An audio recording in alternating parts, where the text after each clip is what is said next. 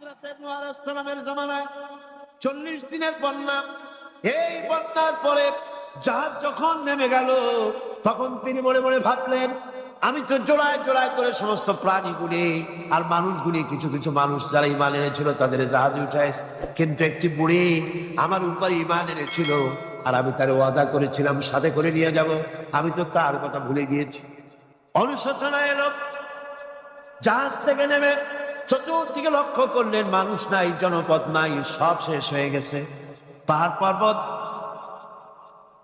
কাঠ হয়ে পড়েছে, বিল্ডিং গুলি শেষ হয়ে গিয়েছে, কোন জনপদে কোনো প্রাণী নাই, প্রাণী বলতে কিছুই নাই।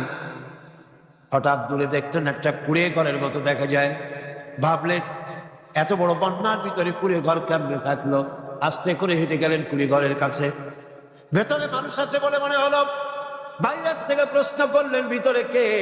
জবাব এলো, আমি এই ঘরের মালিক, আমি এক বুড়ি বিধবা এক মহিলা। আপনি কে? তিনি বললেন, আমি হচ্ছি এই জামানার পয়গম্বর হযরত নূহ আলাইহিস সালাম। বুড়ি বলছেন, আমারও ধারণা তাই। আপনি আমাকে ওয়াদা করেছিলেন বন্যা হলে পরে, বন্যার আভাস যখন আপনি পাবেন, আমাকে আপনি সাথে করে জাহাজে উঠায় নিয়ে দিবেন। আমার মনে হয় বন্যা কবে হবে সেই খবর দেওয়ার জন্য আপনি এসেছেন। হযরত নূহ আলাইহিস সালাম সিজদায় পড়ে কাঁদতে লাগলেন, বললেন, রব্বুল আলামিন, তোমার কুদরত বোঝার ক্ষমতা আমার নাই। 40 দিন পর্যন্ত পানির ভিতরে মানুষ কেমনে জীবিত রইল? আল্লাহ পাক শোনালেন, নূরের বিপদ যখন এলো, তুমি তোমার উম্মতকে ভুলে যেতে পেরেছো, ভুলে গিয়েছো, কিন্তু আমি রব্বুল আলামিন রহমানুর রহিম, আমি আমার বান্দিরে ভুলি নাই। পানির স্রষ্টা আল্লাহ, পানির ভিতরে তিনি বাঁচাতে পারেন, আবার তিনি আগুনের ভিতরে বাঁচাতে পারেন, সব কিছু করতে পারেন, সমস্ত ক্ষমতা আল্লাহ পাকের। গভীর রাত্রে হযরত ফাতিমা রাদিয়াল্লাহু তাআলা আনহা ইন্তেকাল করলেন। কিছু সংখ্যক সাহাবীদের কাছে খবর দিয়া অল্প সময়ের ভিতরে জানাজার ব্যবস্থা করা হলো। হযরত আবু যর গিফারী রাদিয়াল্লাহু তাআলা আনহু কবরের ভিতরে নেমে গেলেন। কবরের ভিতরে নেমে গিয়া হযরত আবু যর বলেন, রে কবর, তোর ভিতরে আজকে কাকে রাখবো? তুই কি তা জানিস নাকি? কোনো জবাব আসে না। হযরত আবু যর বলেন, কবর রে, তোর ভিতরে আজকে ডাকে রাখবো, তিনি হতেছে হযরত ইমাম হাসান হোসেনের মা, বেহেশতের সমস্ত জওয়ানদের সরদার হবেন যারা, সেই দুইজনের মা তোর ভিতরে রাখবো, খবরদার বেয়াদবি করবি না।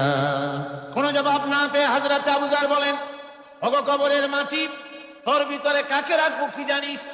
আসাদুল্লাহিল গালিব, দুনিয়ার সমস্ত কাফেরদের বিরুদ্ধে আল্লাহ রাব্বুল আলামিন যাকে বাদ বানিয়ে পাঠালেন, সেই হযরতে আলী, তার স্ত্রী রেখে যাব, খবরদার বেয়াদবি করবি না। কোনো জবাব আসে না। হযরতে আবু যর বলেন, কবরের মাটি, তোর ভিতরে যাকে রাখবো তিনি হলেন খাতুনে জান্নাত, বেহেশতের সমস্ত মহিলাদের সরদারিনী হবেন যে ফাতেমা, তারে রেখে যাব, তোর ভিতরে খবরদার কোনো বেয়াদবি করবি না। আবার হযরতে আবু যর বলেন, কবরের মাটি, তোর ভিতরে কারে রাখবো কি জানিস? তোর ভিতরে আজকে যাকে রেখে যেতেছি তিনি হলেন আখেরি জামানার পয়গম্বর, বিশ্বনবী জনাবে মুহাম্মদ রাসূলুল্লাহ সাল্লাল্লাহু আলাইহি ওয়াসাল্লামের কলিজার টুকরা মা ফাতেমাকে তোর ভিতরে রাখবো, খবরদার কবরের মাটি বেয়াদবি করবি না।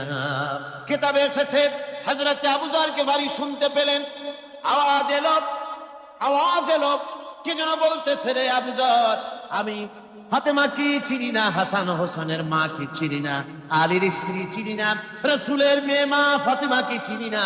আমল যদি ভালো হয় আমার ভিতরে, আমল ভালো নিয়ে যে আসবে শান্তিতে থাকবে, আর আমল যদি খারাপ হয় আমার ভিতরে, তার অবস্থা চূড়ান্ত হয়ে যাবে। আমার ভাইরা, আমার বন্ধুগণ, আমলের উপরে ভিত্তি করে কিয়ামতের দিন নাজাত হবে। আমল যদি খারাপ হয়ে যায়, কিয়ামতের দিন কেউ তাকে বাঁচাতে পারবে না। এই জন্য কিয়ামতের ময়দানে, হাসরের দিনে আল্লাহর হাবিব জনাবে মুহাম্মদ রাসূলুল্লাহ সাল্লাল্লাহু আলাইহি ওয়াসাল্লাম সিজদায় পড়ে কাঁদতে থাকবেন। আল্লাহ রাব্বুল আলামিন বলেন, হাবিব রে, আপনি কাঁদেন কেন? আজকে তো আপনার কাঁদার দিন না, আমি আপনাকে মাকামে মাহমুদ দান করেছি, আমি আপনাকে কাউসার দান করেছি, আপনার আজকে সম্মানের দিন, মর্যাদার দিন, কাঁদেন কেন? আল্লাহর হাবিব বলবেন রব্বুল আলামিন মাকামে মাহমুদ পেয়েছি, কাউসার পেয়েছি, কান্দি এই জন্য আমি দেখতে পাচ্ছি আবার সামনে দিয়া ফেরেশতারা আমার উম্মতগুলি জাহান্নামের দিকে নিয়ে যায়। আল্লাহ রাব্বুল আলামিন বলবেন, ওগো আমার হাবিব, আমি আপনাকে ক্ষমতা দিলাম, আপনার জান্নাতি উম্মতগুলি আপনি বেছে নেন। আল্লাহর হাবিব তার জান্নাতের উম্মতগুলি বাঁচতে থাকবেন। হযরত আয়েশা বলেন, ইয়া রাসূলুল্লাহ, কিয়ামতের ময়দানে লক্ষ কোটি কোটি মানুষের ভিতরে আপনার জান্নাতি উম্মত আপনি চিনবেন কি করে? হুজুর বলেন, আয়েশা, কোন একটি ঘোড়ার কপাল যদি থাকে সাদা, এই সাদা কপালওয়ালা ঘোড়াটা যদি অসংখ্য ঘোড়ার ভিতরে যদি হারিয়ে যায়, তাহলে সাদা কপালওয়ালা ঘোড়ার মালিক তার ঘোড়াকে পাবে কিনা বলো? হযরত আয়েশা বলেন, হুজুর অনায়াসে পাবে। আল্লাহ রাব্বুল আলামিনের হাবিব বলেন, আয়েশা রে, কিয়ামতের ময়দানে আমার যেই উম্মতেরা নামাজি ছিল, দিনদার ছিল, পরেজগার ছিল, দুনিয়ার বুকে ঈমান নিয়ে যারা চলাফেরা করেছে, আমার দিন কায়েমের আল্লাহর দ্বীনের জন্য যারা কাজ করেছে, ওদের চেহারা নূর চমকাতে থাকবে, ঈমানের নূর কিয়ামতের দিন চমকাতে থাকবে। সেই ঈমানের নূর দেখে দেখে আমি আমার জান্নাতি উম্মতগুলি আমি বেছে নেব। হযরত ফাতিমা রাদিয়াল্লাহু তাআলা আনহাকে রাসূলুল্লাহ সাল্লাল্লাহু আলাইহি ওয়াসাল্লাম অত্যন্ত ভালোবাসতেন, মহব্বত করতেন তার স্ত্রীদেরকেও। তার স্ত্রীরাও রাসূল করিম সাল্লাল্লাহু আলাইহি ওয়াসাল্লামকে ভালোবাসতেন প্রাণ উজাড় করে দিয়ে। নবীজি বলেছেন, কন্যার পিতাদেরকে গালি দিও না। অনেকে টিটকারি করে, বারবার মেয়ে হয় ছেলে একটাও হয় না, সেই জন্য টিটকারি বটকারি করে। আল্লাহ নবী বলেছেন, মেয়ের পিতাকে গালি দিও না, ঠাট্টা করো না, যেহেতু আমি মুহাম্মদ রাসূলুল্লাহ সাল্লাল্লাহু আলাইহি ওয়াসাল্লাম, আমি মেয়েদের পিতা, আমি নিজে মেয়েদের পিতা। খাও না, মেয়েদের পিতাকে গালি দিও না। রাসূলুল্লাহ বলেছেন, আকাশের নিচে জমিনের উপরে খাদিজার মতো মহিলা আর নাই। সেই হযরতে খাদিজা রাসূলের 4টি মেয়ে পেটে ধারণ করেছিলেন। সুবহানাল্লাহ। মেয়ের প্রতি রাসূলুল্লাহ যথেষ্ট মহব্বত করতেন, মেয়েকে খুব ভালোবাসতেন হুজুর সাল্লাল্লাহু আলাইহি ওয়াসাল্লাম। হুজুরের কলিজার টুকরা ছিলেন মা ফাতিমা রাদিয়াল্লাহু তাআলা আনহা। হুজুর যখন কোথাও যেতেন, সকলের শেষে দেখা করতেন ফাতেমার সঙ্গে, আর বিদেশ থেকে সফর করে এসে সকলের আগে দেখা করতেন ফাতেমার সঙ্গে। সুবহানাল্লাহ। রাসূলুল্লাহ আরো বলেছেন, তোমরা যখন বাজারে যাবে বা ব্যবসা করতে যাবে বা বিদেশে যাবে, আসার সময় যে সব হাদিয়া নিয়ে আসো। আমরা যখন বাইরে যাই, বাজারে যাই, কিছু হাদিয়া আনি না? জামা, কাপড়, চকলেট ইত্যাদি আমরা আনে থাকি। রাসূলুল্লাহ বলেছেন, হাদিয়াগুলি তোমরা যারা বিদেশে যাও, বাজারে যাও, হাদিয়া আনবে, আর এনে ঘরের মধ্যে ঢুকে তা শুরু করবে মেয়েকে দিয়ে। প্রথমে দেবে মেয়েকে। সুবহানাল্লাহ। মেয়ের মর্যাদা ইসলামে সব চাইতে বেশি। কোন যুগে? যে যুগে মেয়ে হলে পরেই মাটির নিচে ঘেরে রাখতো, আছাড় মেরে মেরে ফেলে দিত। বেআইনি যামবিন কুতিলা, কোন অপরাধে তাদেরকে হত্যা করা হবে হলো আল্লাহ পাক কোরআনে কারীমের মধ্যে বলেছেন। তাদের অপরাধ আর কিছু না, তারা নারী, এই জন্য তাদেরকে মেরে ফেলা হতো। রাসূলুল্লাহ তাদের ইজ্জত দিলেন। সুবহানাল্লাহ বিহামদিহি। রাসূলুল্লাহ সম্মান দিলেন, ইজ্জত দিলেন তাদের। কন্যা হিসাবে নারীর এই মর্যাদা। ফাতেমাকে রাসূল এত ভালোবাসতেন, ইন্তেকালের সময় হযরত ফাতেমা কাঁদতে কাঁদতে বেহুশ হয়ে যাওয়ার উপক্রম হয়ে গেল। রাসূলুল্লাহ হযরত ফাতেমাকে ইশারা দিলেন। হযরত ফাতেমা তার কান নিয়ে রাসূলুল্লাহ মুখের কাছে লাগায় দিলেন। আল্লাহ নবী কি যেন বললেন কানে কানে, হযরত ফাতেমার কান্না বন্ধ হয়ে গেল। হযরত আয়েশা বলেন, মা, রাসূলুল্লাহ তোমার কানে কানে কি বললো আর তোমার কান্না বন্ধ হয়ে গেল? হযরত ফাতেমা বলেন, ইয়া আম্মা জান, আমার আব্বা আমার কানে কানে বললো, মা ফাতেমা তুই কাঁদিস না, তোর কান্না আমার বরদাস্ত হয় না, তোমাকে কাঁদতে হবে না। আমি তোমাকে সুসংবাদ দিয়ে যেতেছি, আমি মরে যাওয়ার পর সর্বপ্রথম তোমার সাথে আমার দেখা হবে। রাসূলুল্লাহর এই ভবিষ্যৎবাণী হযরত ফাতেমা বুঝতে পেরেছেন যে হুজুরের ইন্তেকালের পরে আমার বেশি দেরি হবে না, আমিও তাড়াতাড়ি হুজুরের সাথে শামিল হতে পারবো। হুজুরের ইন্তেকালের 6 মাস পরেই হযরত ফাতেমা রাদিয়াল্লাহু তাআলা আনহা ইন্তেকাল করেছেন। কন্যা হিসেবে নারীর মর্যাদা ইসলাম অনেক অনেক গুণে বাড়িয়ে দিয়েছে। এই কন্যা শিশু, কৈশোর, যৌবন পেরিয়ে যখন যৌবনে তার বিয়ে হয়ে যায়, আল্লাহ রাব্বুল আলামিন তখন বলেন, ওয়া মিন আয়াতিহি আন খালাকা লাকুম মিন আনফুসিকুম আজওয়াজান লিতাসকুনু ইলাইহা ওয়া জাআলা বাইনাকুম মাওয়াদ্দাতান ওয়া রাহমা। আল্লাহ পাক বলেন, আমার নিদর্শনের ভিতরে কেউ একটি নিদর্শন, আমি তোমাদের থেকে তোমাদের জোড়া তৈরি করেছি, তোমাদের স্ত্রীদেরকে তৈরি করেছি, তোমাদের সাথে তোমাদের স্ত্রীর ভালোবাসা সৃষ্টি করেছি, মহব্বত সৃষ্টি করেছি। এই মহব্বত আমি আল্লাহ তৈরি করেছি। আর যখন বুড়ো হয়ে যায় মানুষ, স্বামী স্ত্রী যখন বুড়ার বুড়ি হয়, তখন আর ভালোবাসা থাকে না, তখন ওই ভালোবাসা সহৃদয়তার করুণায় আমি আল্লাহ পরিণত করে দেই। বুড়ার জন্য তখন বুড়ি ছাড়া আর উপায় নাই, বুড়িরও আর বুড়া ছাড়া উপায় নাই। তখন ভালোবাসা কোনো বিশেষ কোনো অক্ষ নিয়ে ভালোবাসা নয়, তখন একের উপরে অন্য একদম নির্ভরশীল হয়ে পড়ে। আল্লাহ পাক বলেন এই অবস্থা আমি আল্লাহ সৃষ্টি করে দেই। সুবহানাল্লাহ। স্ত্রীকে রাসূলুল্লাহ কত ভালোবাসতেন। আল্লাহ নবী বলেছেন আমার কাছে তিনটা জিনিস প্রিয়, একটা হচ্ছে সুগন্ধি, একটা হচ্ছে নামাজ, আরেকটা হচ্ছে স্ত্রী। সুবহানাল্লাহ। স্ত্রী আমার কাছে প্রিয়। হুজুর বলেছেন তোমাদের মধ্যে সেই ব্যক্তি উত্তম যে ব্যক্তি তার স্ত্রীর কাছে উত্তম। আমি আমার স্ত্রীদের কাছে উত্তম ব্যক্তি। সুবহানাল্লাহ। রাসূলুল্লাহ স্ত্রীকে কত ভালোবাসতেন। বিশ্বনবী রাজনৈতিক কর্মকাণ্ড চালাচ্ছেন, যুদ্ধের দামামা বাজতেছে, চতুর্দিকে কত অশান্তি, সবকিছু চলছে, স্ত্রীর হক আদায় করতে ভুলে যাননি। রাতের বেলায় হযরত আয়েশার বয়স কম, তাকে নিয়ে রাসূলুল্লাহ একটু সুযোগ পেয়েছেন, বলছেন আয়েশা সব তো ঘুমিয়ে, চলো আমরা একটু দৌড়াই। ওই যে দূরে একটা জিনিস দেখা যায়, দৌড় দাও দেখি কি আগে যায়। দুজনে দৌড় প্রতিযোগিতা করলেন। দৌড় প্রতিযোগিতায় হযরত আয়েশা ফার্স্ট হলেন, হুজুর পিছনে পড়ে গেল। হযরত আয়েশা খুব আনন্দ করলেন যে আপনি কিন্তু আমার সাথে দৌড়ে পারলেন। পরবর্তী কিছু কাল যাওয়ার পর হযরত আয়েশা বলেন হুজুর আজকে আবার বললেন যে চলো আয়েশা একটু দৌড়াই। হযরত আয়েশা বলছেন যে সেদিনের তুলনায় আমার শরীর একটু আমি মুটিয়ে গেছি, শরীরটি স্থূল হয়েছে, আমি আজকে দৌড়ালাম কিন্তু পারলাম না, রাসূল আগে চলে গেলেন। আমি হাঁপাতে হাঁপাতে যখন হুজুরের কাছে চলে গেছি, হুজুর তখন মুস্কি হেসে আমাকে বললেন আয়েশা ওই সেই দিনের জবাব আজকে দিয়া দিলাম।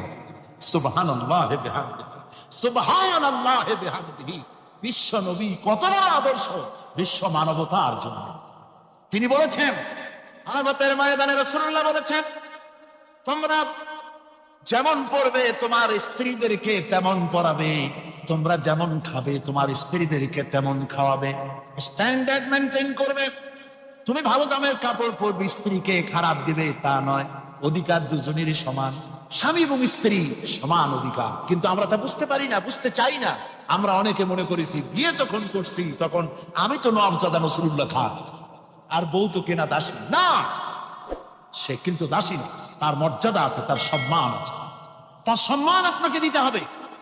রাসূলুল্লাহ দিয়েছেন, আপনাকেও দিতে হবে। রান্না বান্না হতে দেরি হয়, কত গালাগালি শুনতে হয় নারীকে। আল্লাহর নবীর স্ত্রী হযরত আয়েশা বলেছেন আল্লাহর নবীর কাজ করে, মানুষের সঙ্গে কথা বলে, রাষ্ট্রীয় দায়িত্ব পালন করে ঘরের ভিতরে সে যখন দেখেছেন রান্না হতে দেরি আছে, রাসূলুল্লাহ বিরক্ত হন নাই, ভ্রু কুঞ্চিত করেন নাই, চোখ মোটা করেন নাই, আমাকে কোনো কথা শোনান নাই, বরং আমার কাছে বসে রান্নায় আমাকে সহযোগিতা করেছে। সুবহানাল্লাহ। এই হলো আল্লাহর রাসূল, এই হলো বিশ্ব নবী। স্ত্রীর সঙ্গে কি মহব্বত! সুবহানাল্লাহ। হুজুর মহব্বত করতেন স্ত্রীদেরকে। রাসূলুল্লাহর ঘরে দৌলত ছিল না, কিন্তু মহব্বত দিয়ে ভরা ছিল ঘরটা। হুজুরের ঘরে ফ্রিজ নাই, এসি নাই, হুজুরের ঘরে কার্পেট নাই, হুজুরের ঘরের মধ্যে জাজিম নাই, তোশক নাই, বড় বড় কম্বল নাই, আরামের কোন জিনিস নাই, মডার্ন ইকুইপমেন্টস কিচ্ছু নাই, দৌলত নাই, কিন্তু মহব্বত দিয়ে ঘরটা ভরা। হযরত আয়েশা বলেছেন আমি পানি পান করে, যখন আমি পানি পান করে গ্লাস রেখে দিতাম, আল্লাহর নবী তখন গ্লাসের সেই জায়গায় ঠোঁট লাগাতেন যেখানে আমি ঠোঁট লাগাইয়া পানি পান করেছি। আমি গোশত চিবোতাম, রাসূলুল্লাহ আমার হাত থেকে গোশত টুকরা নিয়া সেই জায়গায় চিবোতেন যেখানে আমি চিবুয়েছি। সুবহানাল্লাহ। আমার ভাইরা, রাসূল তার স্ত্রীদেরকে মহব্বত করতেন, স্ত্রীরাও রাসূলকে মহব্বত করতেন দারুণ ভাবে। একবার হযরত আয়েশা সিদ্দিকা রাদিয়াল্লাহু তাআলা আনহা হুজুরকে গোসল করাতে ছিলেন, মাথার উপরে পানি ঢালতেছেন, হুজুর একটা চৌকির উপরে বা একটা তক্তার উপরে বসে আছে। গোসলের পানির ভিতরে রাসূলুল্লাহ দেখতে পেলেন রক্তের মতো কি যেন প্রবাহিত হয়ে যাচ্ছে। হুজুর জিজ্ঞেস করেন আয়েশারে পানির ভিতরে রক্তের মতো কি দেখা যায়? হযরত আয়েশা বলেন হুজুর আপনি যখন বসেছিলেন অসতর্ক মুহূর্তে তক্তার নিচে আমার একটা আঙ্গুল পড়েছিল পায়ে, আঙ্গুলটা ফেটে বোধহয় রক্ত বেরোতেছে। রাসূলুল্লাহ তাড়াতাড়ি করে উঠলেন, আর ওই আঙ্গুলকে ব্যান্ডেজ করে দিলেন। রাসূলুল্লাহ বললেন, আয়েশা রে, আঙ্গুল ফেটে গেছে, একটু আহাহু পর্যন্ত করলে না, এতক্ষণ তুমি কষ্ট করলে কেন? হযরত আয়েশা বলেন, ইয়া রাসূলুল্লাহ, ওটা তো একটা পায়ের আঙ্গুল। আয়েশার কলিজাটা ফেটে যদি রক্ত বেরোতো, রাসূলুল্লাহকে উঠতে বলতে আমি পারতাম না।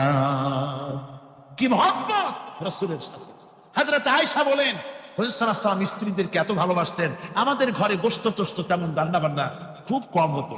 গোশত রান্না হবে কি, মাসের পর মাস চলে গেছে রাসূলের বাড়িতে, হুজুর স্ত্রীরা বলেছেন আমাদের ঘরে চুলে আগুন জ্বলে নাই, একটু শুকনা রুটি, একটু শুকনা খেজুর আর একটু পানি খেয়ে আমাদের জীবন চলেছে।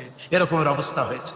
তারপরে এই অবস্থা চলেছে, এর মধ্যে যদি কখনো একটু কষ্ট আসছে, হুজুর যখন ছাগল টাগল ইত্যাদি ছাগল দুম্বা জবাও করেছেন, এই দুম্বার গোশত নিয়ে, ছাগলের গোশত নিয়ে রাসূলুল্লাহ নিজে বেরোতেন।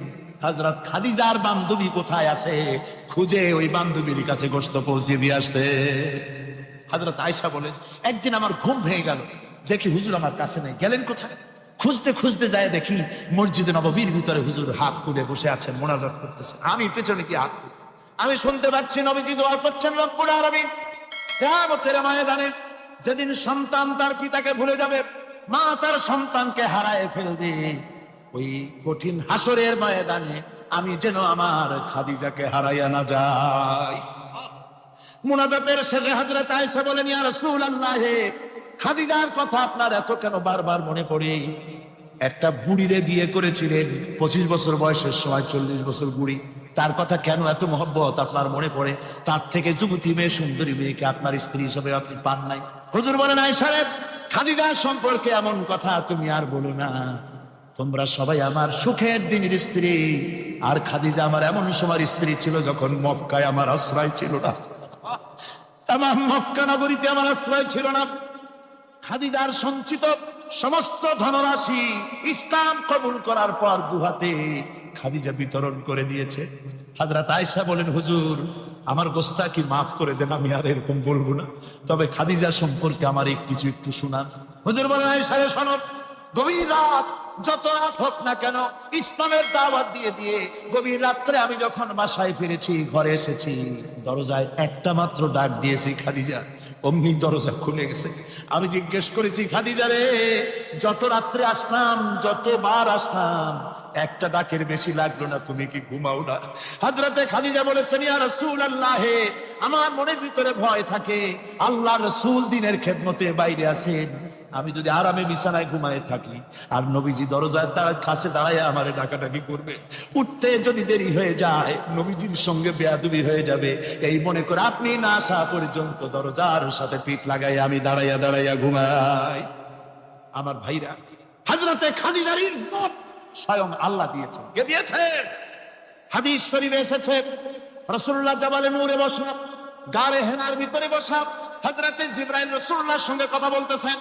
একটু পরে হযরতে জিবরাইল বলেন, ইয়া রাসূলুল্লাহ, আমি আর এখানে বসবো না, আমি এখন চলছি। আমি দেখতে পাচ্ছি খাদিজা আসতেছে আপনার জন্য খাবার নিয়ে। খাদিজা যখন আপনার কাছে পৌঁছে যাবে, আপনি খাদিজাকে শোনায় দিবেন আল্লাহ রাব্বুল আলামিন খাদিজাকে সালাম জানাইছে। সুবহানাল্লাহ। রাসূলুল্লাহর কাছে হযরতে খাদিজা যখন আসলেন, হুজুর বললেন, খাদিজা, আজকে তোমার জন্য দারুণ সুখবর। বলে কি? বলে আল্লাহ পাক, জিবরাইল কেমন উঠে গেল আমার কাছ থেকে, জিবরাইল বলে গেল আল্লাহ তোমাকে সালাম বলেছে।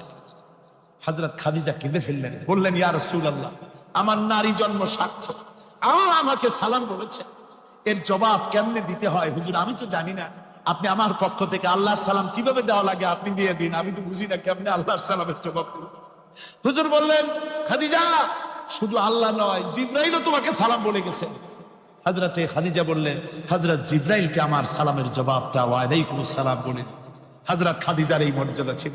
আমার ভাইরা, রাসূল পাক সাল্লাল্লাহু আলাইহি ওয়াসাল্লাম এভাবে মহব্বত করেছেন স্ত্রীদেরকে। সুতরাং স্বামী স্ত্রীর মহব্বত আল্লাহ জান্নাতি নিয়ামত। কিসের নিয়ামত?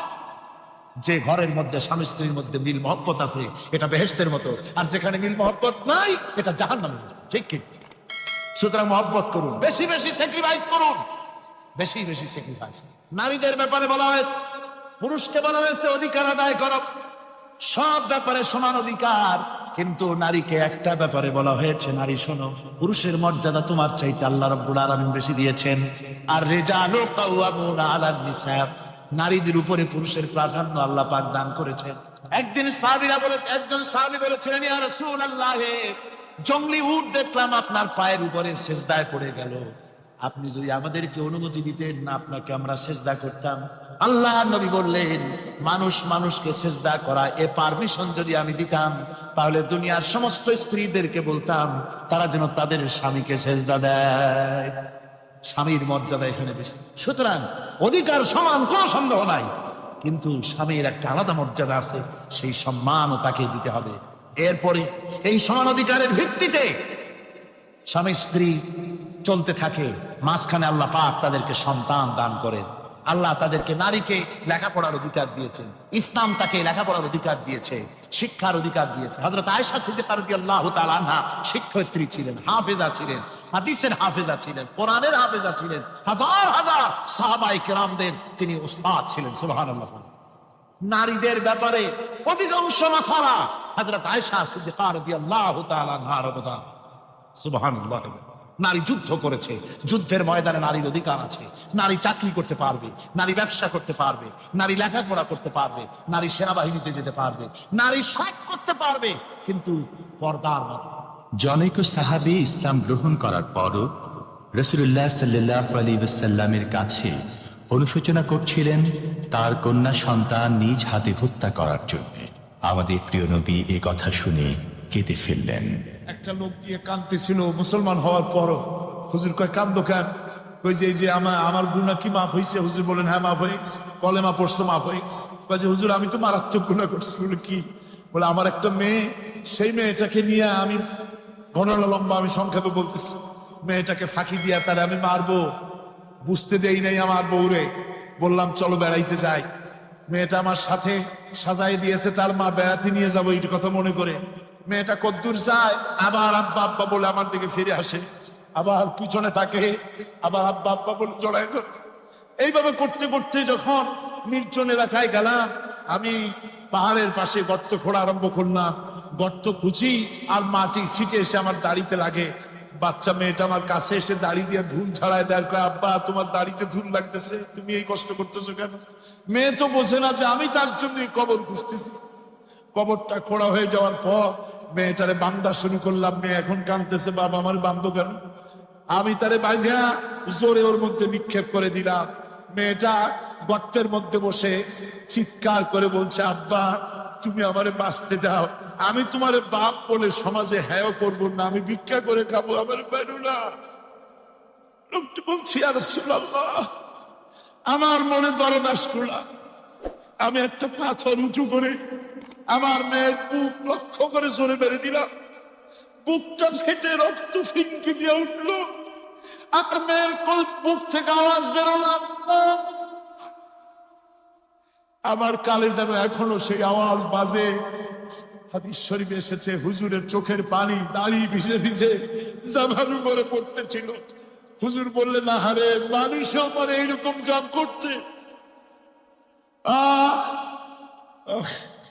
পৃথিবীতে নারীর যখন কোনো সম্মান ছিল না, মর্যাদা ছিল না, সেই সময় আমার রাসূল, আমার বিশ্বনবী নারীদেরকে সম্মানের হাত ধরে গর্তের ভিতর থেকে উঠাইয়া রানীর সিংহাসনে বসায় দিলেন। সুবহানাল্লাহ। মায়ের মর্যাদা দিয়ে দিবেন। সুবহানাল্লাহ। নারীরা আমাদের মায়ের জাত। নারীরা আমার কি এর জাত? মায়ের জাত। আমার মা বোনেরা, তোমাদের সম্মান কত তোমরা জানো না।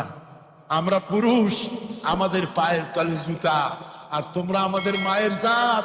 তোমরা নারী, তোমাদের পায়ের তলে আল্লাহ জান্নাত, আল্লাহ দেবস্তটা তোমাদের পায়ের তলে।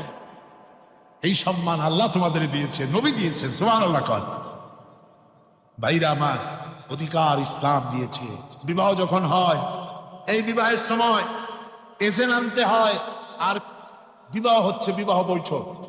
এজেন্ট আনার জন্য ওই যে কি জানি কয়, ম্যারেজ রেজিস্ট্রার বা মৌলবি সাহেব, কার অনুমতি আগে নেই? বলেন কার অনুমতি? তাহলে অধিকার ইসলাম পুরুষে দিল না মেয়ে লোকে দিল? আগে মেয়ে লোকের কাছে যাও, মেয়েটাকে জিজ্ঞেস করো সেই বিবাহে রাজি আছে কিনা। সুবহানাল্লাহ পড়ে এই বিবাহে রাজি আছে কিনা জিজ্ঞেস করো, তার অধিকারী বেশি। এরপরে এই বিবাহে করার ব্যাপারে কত বৈষম্য। আজ বিবাহ করতে গেলে যৌতুকের প্রথা এসেছে। রাসূলুল্লাহ যৌতুক দিয়েছিলেন, ওটা যৌতুক না, ওটা উপহার, ওটা হাদিয়া। রাসূলুল্লাহ তোহফা দিয়েছিলেন হুজুরের জামাই। সুবহানাল্লাহ, কি জামাই! এক জামাই তো জিন্নুর আইন, যাকে ফেরেশতারা পর্যন্ত লজ্জা করতো যারে দেখে, হযরত উসমান রাদিয়াল্লাহু তাআলা আনহু। আর একজন হযরত আলী কাররামাল্লাহু ওয়াজহাহু। হযরত আলী, যার সম্পর্কে রাসূল পাক সাল্লাল্লাহু আলাইহি ওয়াসাল্লাম যাকে কত সম্মান দিয়েছেন, কত মর্যাদা দিয়েছেন, এই হলো হযরত আলী হুজুরের জামাই। আনা মদিনাতুল ইলম ওয়া আলিউম বাবুহা, আমি হলাম জ্ঞানের রাজ্য, আর আলী হলো সেই রাজ্যে প্রবেশের দরজা। সুবহানাল্লাহ। ভাইরা, এই হলো জামাই। আর মেয়ে খাতুনের জান্নাত বিনতে রাসূল, বেহেশতের সমস্ত রমণীদের সরদারিনী মা ফাতিমাতুজ জাহরা রাদিয়াল্লাহু তাআলা আনহা। কি উপহার দিলেন বিয়েতে রাসূল! এই মেয়ে আর এই জামাই। উপহার হলো খেজুরের ছোবড়ার একটা তোষক, পানি উঠাবার জন্য একটা মশক, আর আটা পেশা একটা জাত। এই হলো নবীর মেয়ে আর জামাইয়ের জন্য। রাসূলুল্লাহ সাল্লাল্লাহু আলাইহি ওয়াসাল্লামের স্ত্রী মা উম্মে হাবিবা আমাদের প্রিয় নবীর সম্মানের প্রতি ছিলেন খুবই যত্নশীল। তার পিতা তখন ইসলাম গ্রহণ করেননি। এমন অবস্থায় পিতা ঘরে প্রবেশ করলে রাসূলুল্লাহ সাল্লাল্লাহু আলাইহি ওয়াসাল্লামের স্ত্রী তার পিতার সাথে যে আচরণ করেছিলেন, এখন আমরা শুনব সে কাহিনী। আবার স্ত্রীরা রাসূলের প্রতি কি ভালোবাসা দেখেছেন। হযরত উম্মে হাবিবা রাদিয়াল্লাহু তাআলা আনহা, আমাদের মা আবু সুফিয়ান রাদিয়াল্লাহু তাআলা আনহু, তার মেয়ে। তার কাছে আবু সুফিয়ান তখনও কাফের, সেই কুফরি হালতে মেয়ের ঘরে গিয়েছেন। যাওয়ার পরে হযরত উম্মে হাবিবা বাপ যখন বসতে গিয়েছেন, তখন উম্মে হাবিবা বলছেন যে আব্বা একটু দাঁড়ান। এই অবস্থায় দাঁড়াতে বলে বিছানাটা উল্টায়া দিয়া তারপরে বললেন যে বসেন। বাপ মনে খুব দুঃখ পেলেন। আবু সুফিয়ান বললেন, মা উম্মে হাবিবা, আমি তোমার পিতা, ভালো একটা বিছানা থাকলে তাই বিছায় দেওয়া উচিত ছিল। আর তুমি বিছানাটা উঠাইয়া তারপরে আমার খালি জায়গায় বসতে বললা, আমি তোমার ব্যবহারে আহত হলাম। হযরত উম্মে হাবিবা বলেন, আব্বা জান, নিশ্চয়ই আপনি আমার আব্বা, শ্রদ্ধেয় পিতা, কোনো সন্দেহ এতে নাই। কিন্তু আপনি একজন কাফের। আল্লাহর রাসূল যে বিছানায় বসেন, সেই বিছানা আমি একটা কাফেরকে বসতে দিতে পারি না।